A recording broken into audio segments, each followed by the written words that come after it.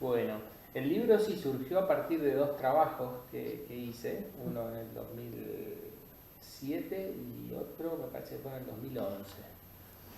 Este, ideas también que uno tiene desde hace mucho tiempo y más ahí en el 2007 hice una investigación. En realidad el libro tiene tres partes. La primera parte busca una interpretación psicoanalítica del sentido del acto de fumar. Habitualmente el psicoanálisis se ocupó del acto de fumar, pero siempre lo consideró vinculado a la oralidad, al masoquismo, ¿no? A partir de las ideas de mi padre, que de alguna manera vinculan sentidos específicos a las distintas funciones del cuerpo, hubo algunas investigaciones sobre el fumar vinculándolo a lo respiratorio. Pero a mi modo de ver,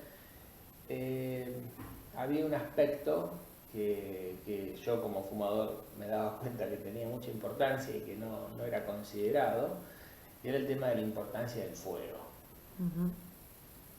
Entonces, lo que a mí se me ocurrió es vincular el acto de fumar como un reencuentro con el fuego a través del humo, ¿no? Que esto estaría en la primera parte del libro. Con respecto al trabajo original, después fui recopilando mucho material, es muy interesante, hay muchas ideas, también vinculado a lo respiratorio, una forma de incorporar. Vos sabés que el proceso de incorporación, habitualmente vinculado a la incorporación oral, tiene mucho que ver con la identificación. Pero habría también una incorporación respiratoria, y que sería la fantasía de incorporar lo más abstracto, y por eso la respiración tiene tanto que ver con el espíritu y con la espiritualidad. Y de alguna manera es como el hombre, gracias al poder del fuego, ha podido desarrollar la cultura. Se dice que habitualmente la cultura depende de la mano, pero no es menos cierto que también depende del fuego. Y gracias al fuego el hombre pasó de ser un animal oportunista, un carroñero de segundo o tercer orden. Digamos, primero comían los leones, que eran los que cazaban, después venían los grandes carroñeros como las hienas, y después los hombres tenían que comer lo que habían dejado. Por eso se han encontrado piedras que se usaban para romper la médula de los huesos, y se comían el interior de los huesos, que era lo único que quedaba. Y de pronto, cuando empezó a dominar el fuego, un solo hombre con una rama encendida podía hacer retroceder a los animales que antes lo asustaban, o podía quemar todo un bosque y después comer las raíces y las semillas quemadas. El poder cocinar la comida cambió la dieta y le permitió al hombre acortar el sistema digestivo, ¿no? Dicen que un aparato digestivo largo consume mucha energía, y un cerebro grande también, entonces hay que optar por una cosa o la otra, ¿no? Y también redujo el tamaño de sus mandíbulas, ¿no? Y de alguna manera el hombre aprovecha el poder que tiene el fuego para degradar las cosas, degradarlas hasta su última. El proceso digestivo es un proceso de degradación. Lo que vos comés, lo digerís, lo degradás hasta sus moléculas más pequeñas y recién ahí lo absorbes. Y el fuego tiene esa capacidad de degradar las cosas. Pero el hombre no se puede poner en contacto con el fuego sin quemarse, ¿no? Entonces, digamos, así como por ejemplo, viste, si vos te comes un oso, te estás comiendo las cualidades del oso, la valentía, la fortaleza. Si vos te comes los pies de un enemigo, por ejemplo, para tener su rapidez, ¿no? Entonces el hombre se quisiera comer el fuego para tener ese poder que tiene el fuego, pero no se puede porque se quema. Ujú. Y entonces lo más cerca que podés estar del fuego es a través del humo. El humo, los animales, los hombres primitivos consideraban que el fuego era como un animal, ¿no? Porque se mueve, porque consume oxígeno, porque se alimenta, ¿no? Ujú. Y si el fuego era un animal, el humo eran como los excrementos, ¿no? Entonces, los excrementos son las cosas que no están suficientemente degradadas, ¿no? Entonces la incorporación del humo es como si fuera la incorporación del fuego. Entonces, hay unas citas muy bonitas en el libro, porque una vez que empecé a entender esta cuestión, me empecé a encontrar con personas que decían no exactamente lo mismo, pero cosas que iban muy afín. Hay una cita muy bonita de Sartre,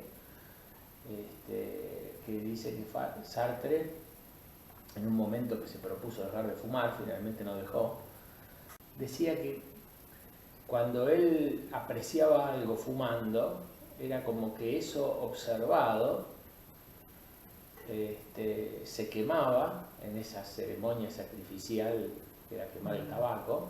El tabaco era un símbolo de eso que se estaba observando, y entonces él decía, el paisaje observado fumando se quemaba, se hacía humo y entraba en mí, yo lo incorporaba de esa manera. O sea, exactamente la misma idea, ¿no?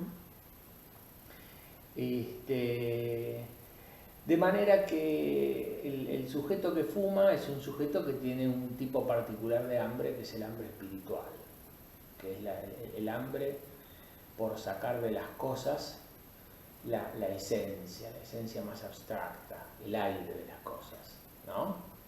Es decir, cuando una sustancia se quema, se degrada. Y el espíritu, así como cuando en la fantasía alguien muere, el alma sale del cuerpo, la sustancia quemada, el espíritu de la sustancia sometida al fuego, salía como el humo. Entonces vos te chupabas el humo e incorporabas el espíritu de esa sustancia. ¿Se entiende? Entonces, en esta hipótesis de la primera parte del libro, que te la estoy explicando así, sí, obviamente muy rápidamente, el sujeto que fuma es un sujeto que necesita calmar un hambre espiritual.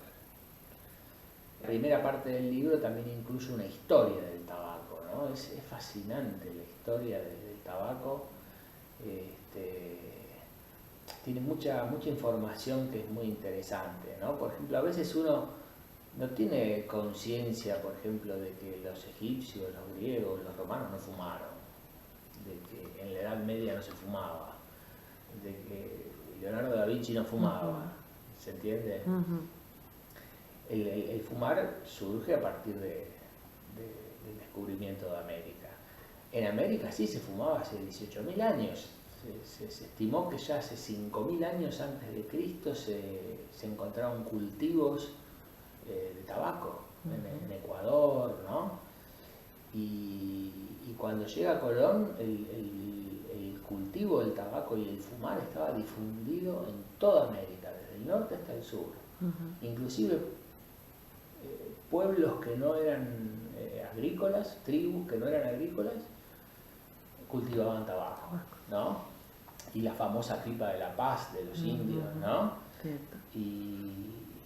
Y el tabaco era una sustancia que entre los indios entre los indios americanos, ¿no? Tenía el valor de la ofrenda y de la amistad, ¿no? Entonces, ¿no?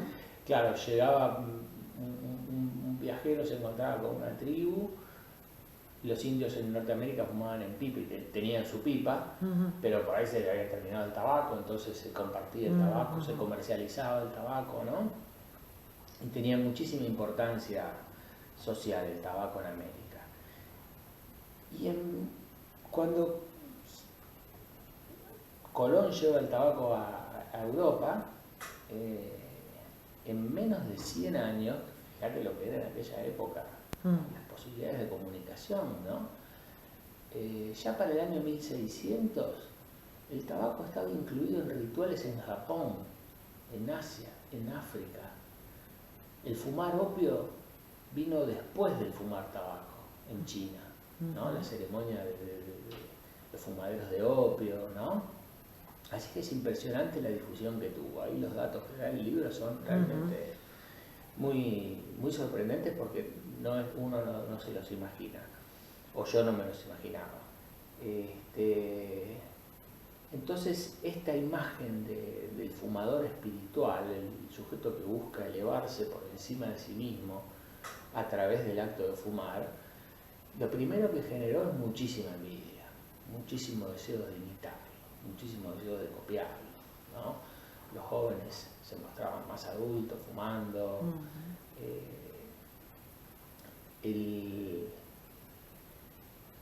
El tema de las fantasías respiratorias tiene dos aspectos. Por un lado está lo espiritual y por otro lado está el intercambio social, ¿no? Porque de alguna manera el aire es lo que todos compartimos. Por eso cuando llegamos a un lugar decimos hay una buena atmósfera, hay una mala atmósfera, la atmósfera está pesada, ¿no? Y ya hay investigaciones que se hicieron acá en la institución vinculadas a los trastornos respiratorios siempre tienen que ver con el intercambio social y espiritual.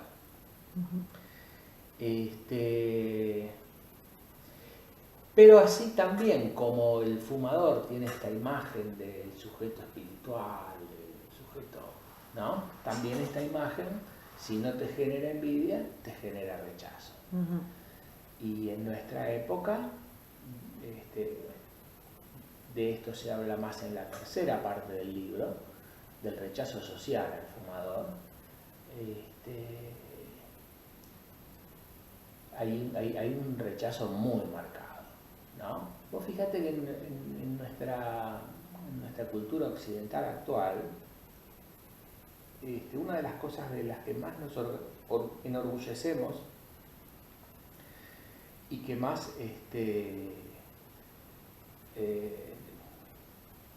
y que mejor nos hacen sentir con respecto a épocas pasadas es el tema de la no discriminación. Pero fíjate que con el fumador se hace un paréntesis muy grande con el tema de la discriminación.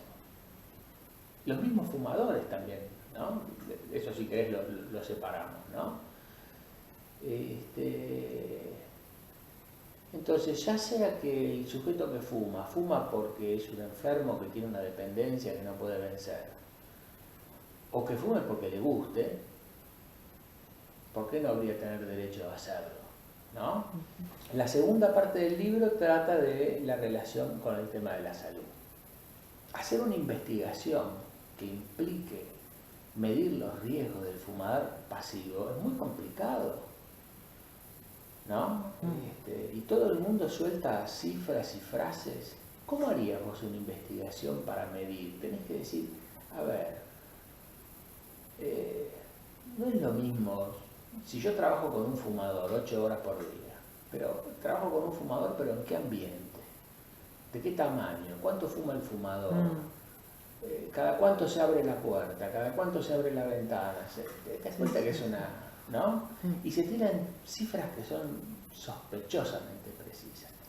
Bueno, yo estudié toda la historia del concepto y las investigaciones que le dieron sustento.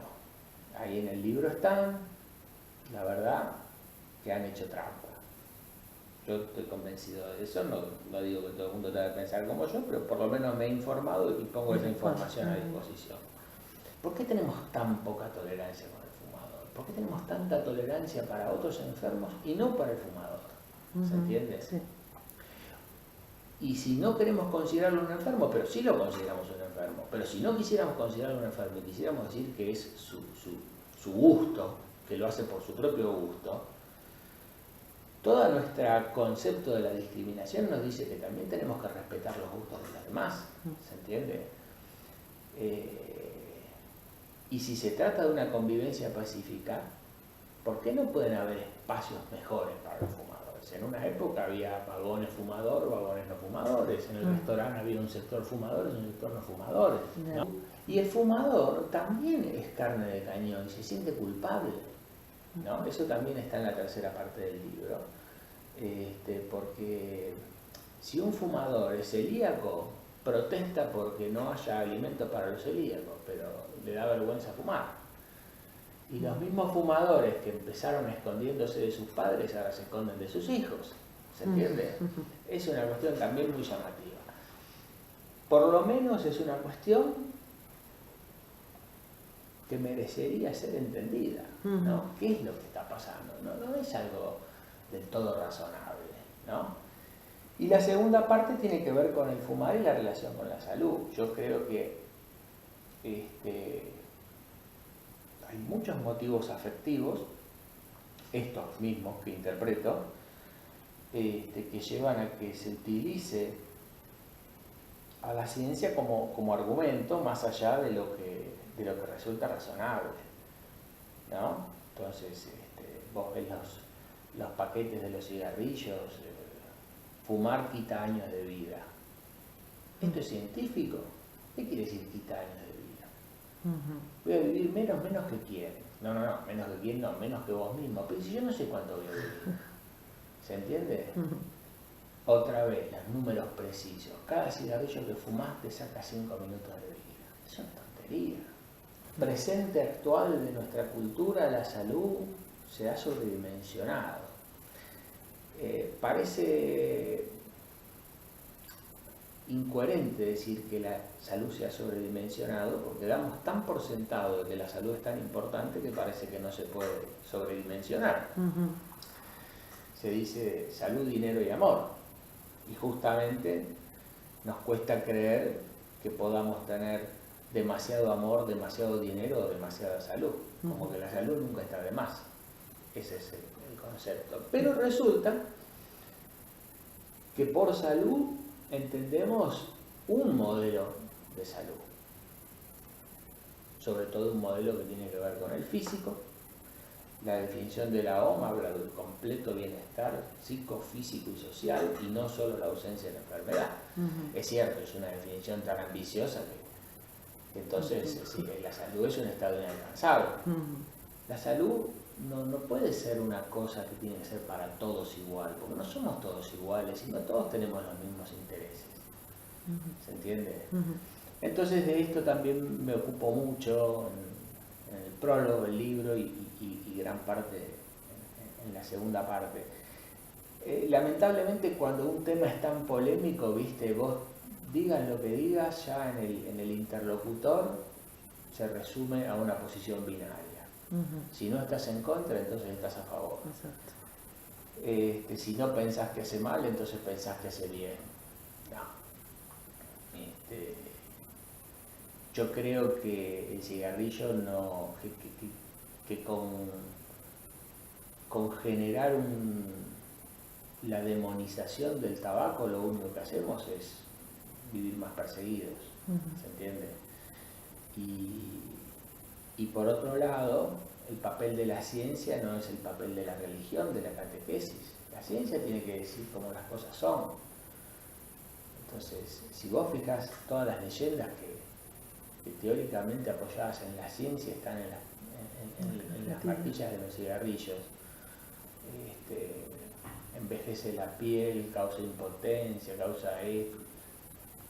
La verdad que no, yo creo que no es cierto todo eso. No digo que uno puede decir, bueno, pero el hombre no está hecho para respirar humo. Es muy cierto. El problema es que no sabemos para qué está hecho el hombre. Porque tampoco está hecho para usar zapatos, para tomar leche, para consumir azúcares y harinas refinadas, ¿no? Y como decía Spinoza, lo que es bueno para el león no tiene por qué serlo para el gato. Y yo creo que, bueno, que cada uno tiene una sola vida, ¿no? Fíjate que también con esto de la salud, yo creo que le tenemos tanto miedo a la vejez porque en el fondo no sabemos qué hacer con nuestra vida y entonces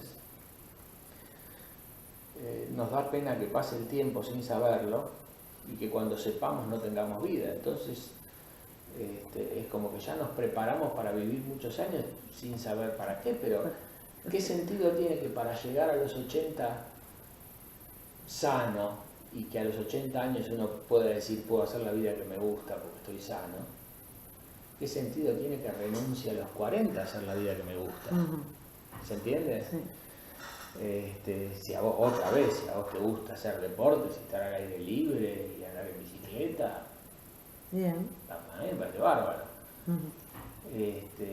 Pero si te gusta tomar vino y comer pizza y fumar y escuchar música hasta las 5 de la mañana, es tu vida, aprovechalo. Y además que está también la fantasía de que si fumar mata, si no fumo no muero, ¿no? Aunque parezca tonto. Pero tenemos esa actitud. ¿Viste? Te dicen que el pescado tiene omega 3 y que el omega 3 es bueno, y ya querés comer pescado, no sabes ni qué es el omega 3, ni si se aplica a tu caso, ni cuánto de bueno es, pero ya te parece que cuando comes pescado ya te sentís mejor, porque estás haciendo algo bien. Pero uno tiene estos mensajes, ¿no? Y en esta búsqueda desesperada de la salud se termina comprando cualquier cosa. Lo cito mucho a Sabater, un artículo muy interesante de él, dice cosas muy lúcidas.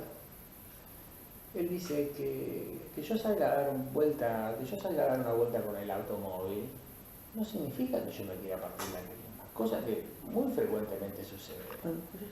Pero pasear en auto no es ser autodestructivo, ¿se entiende? No porque haya gente... La motocicleta es una cosa muy peligrosa, pero diríamos que los que se compran una motocicleta se quieren suicidar. Me parece que es un poco exagerado, ¿se entiende? ¿Cuál es el argumento por el cual... Ahí en el libro cito un episodio que es... Lo tomo de otro libro, lo cito, ¿no? Larry White fue un condenado a muerte y le negaron la última voluntad, que era fumar un cigarrillo, con el argumento de que era malo para su salud. No creo. Es un hecho. Causa gracia, ¿no? Sí, sí. Y nos parece decir, qué tontos. Pero ¿y si vos tenés un paciente terminal? ¿Por qué no puede fumar? Sí. Si no ya no se va a curar. Y si quiere disfrutar, es lo que quiere, ¿no? Y ahora te llevo el argumento un poquitito más lejos. ¿Por qué un paciente que está internado en un hospital, aunque no sea terminal, no puede fumar? ¿Cuánto peor le va a hacer a un sujeto que viene fumando 40 cigarrillos diarios desde los 18 años? ¿Cuánto le va a hacer que una semana fume algunos cigarrillos más? ¿Cuánto más daño le va a hacer? ¿Se entiende? ¿No es cruel? Entonces uno dice, bueno, pero y el paciente de al lado, volvemos al tema del fumar pasivo. Va a poner un extractor, abrir la ventana. O por lo menos dejarlo, llevarlo un rato a algún lugar que pueda fumar y después volver a traer a la habitación. Hay las enfermeras y los médicos que trabajan en el hospital. Bueno, pero justamente trabajan en un hospital. Si los que trabajamos en hospitales nos exponemos a las enfermedades de los enfermos. Tomamos recaudos, pero estamos expuestos, ¿se entiende? Y otra vez, ¿cuánto le puede hacer a una enfermera que está al lado de un enfermo que fuma? ¿Cuánto mal le puede hacer? Entonces ves que hay este ejemplo de Larry Guy causa gracia. Pero cuando lo llevas a otras cosas te causa estupor, te causa sorpresa. Es decir, estamos haciendo un pensamiento tan tonto.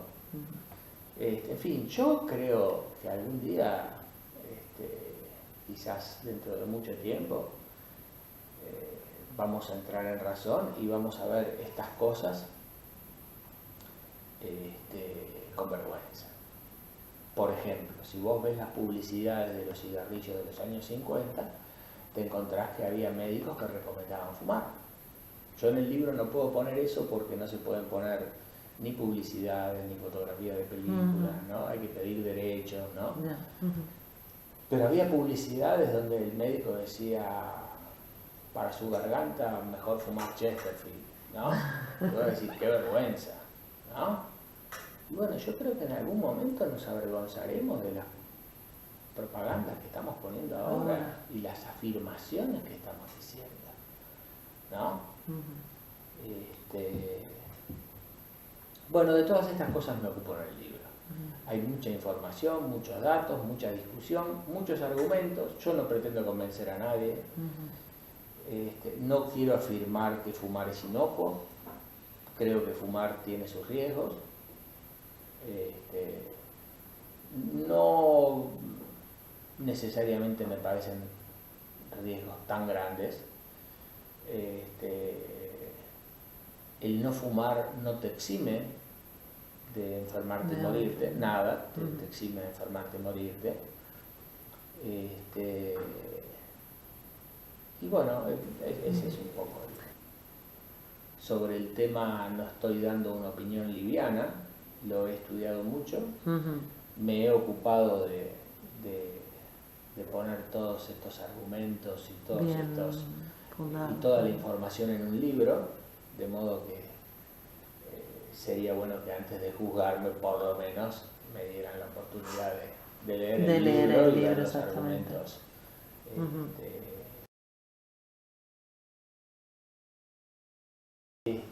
Hace muchos años que acá en la institución periódicamente alguno de los miembros elegía una película, la proyectaba, se invitaba gente, se proyectaba la película y después se hacía algún tipo de introducción al debate.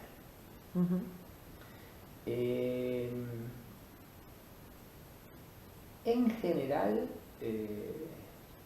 históricamente, las películas que se elegían eran películas donde aparecía algún enfermo somático y entonces se buscaba utilizar la intuición del creador, del artista, el director o el autor de la película, para mostrar cómo las cosas que nosotros veíamos en las investigaciones de ese particular enfermo aparecían en la película. Entonces se vio un enfermo de úlcera, de esclerosis en placa, de Parkinson, de alguna de las investigaciones que teníamos de cáncer, ¿no? Lo cual implicaba tomar al personaje de la ficción como si fuera un sujeto real, como si fuera un paciente. Sí. Habían otras, mi padre había interpretado 8 y medio de Fellini, donde mostraba todo el tema. Ahí era una interpretación un poco más simbólica, no era tan concretamente, pero también estaba donde el personaje tenía la dificultad creativa y se enfermaba del hígado, ¿no? En el año 95, creo yo era,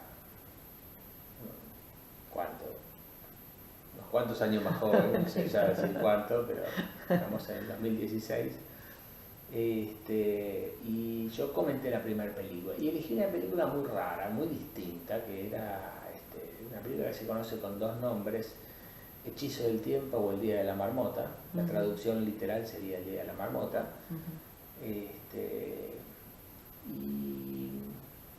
Y yo hice una interpretación mucho más simbólica, porque la película no había ningún enfermo, era una comedia bastante liviana. No sé si la viste, es un sujeto que queda atrapado en un mismo día y se despierta a la mañana y empieza el día otra vez y empiezan a suceder las mismas cosas. Evidentemente si él actúa distinto, pero haga lo que haga, al día siguiente todo empieza exactamente igual. Es una película buenísima, la verdad. Y la interpretación que hice ahí, bueno, fue bastante sorprendente. Y bueno, y después siguieron otras, Y como yo tenía un estilo un poquitito distinto de interpretar las películas, también los comentarios eran más largos, eran más completos, no era una introducción al debate, era un análisis del film. Y bueno, mucha gente me dijo, no sé si se me ocurrió a mí o mucha gente, la gente me los pedía, qué sé yo, tenían mucho entusiasmo, los pedían volver a leer. Entonces dije, bueno, voy a hacer un libro cuando tenga unos cuantos. Después cuando junté unos cuantos, había que hacer un poco de reescritura, porque una cosa es escribir para alguien que acaba de ver la película y otra es para alguien en un libro que quizá no la vio, no se la acuerda, la vio hace mucho, ¿no? Y surgió en el 2006, con 10 películas, surgió ese libro. Ahora estoy por hacer 2 más, o sea, hacer una segunda parte. Y también quiero hacer con Toy Story 1, que está en ese libro, y 2 y 3, que no van a estar en el próximo, hacer un librito independiente de Toy Story.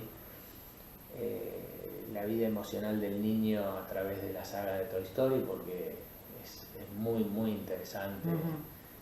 Y lo más interesante es que no es que uno aplica el psicoanálisis para comprender la película, sino que también la película te enseña cosas de las teorías, cosas que, aspectos que la teoría a veces no había subrayado y que a través del film decís, pero, ¿no? Así que el enriquecimiento es mutuo, ¿no? Hay distintas maneras de enfocar un film, ¿no? A veces uno puede, como te decía, tomar al protagonista como si fuera una persona real. Otras veces uno puede tomar todo lo que sucede en el film como si fuera un sueño. Por ejemplo, un sueño del protagonista, pero también un sueño del director. O del director, ¿no? Y a veces las películas nos hablan de temas, ¿no? Por ejemplo,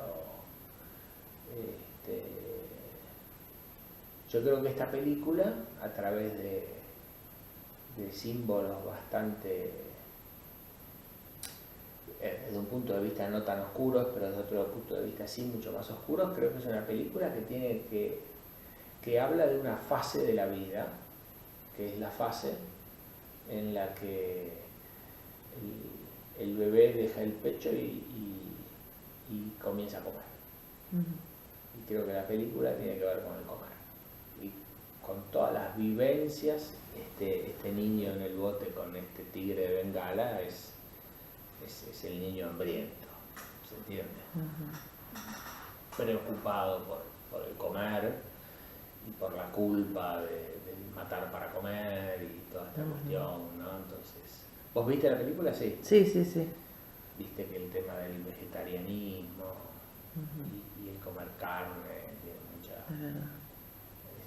mucha presencia, ¿no?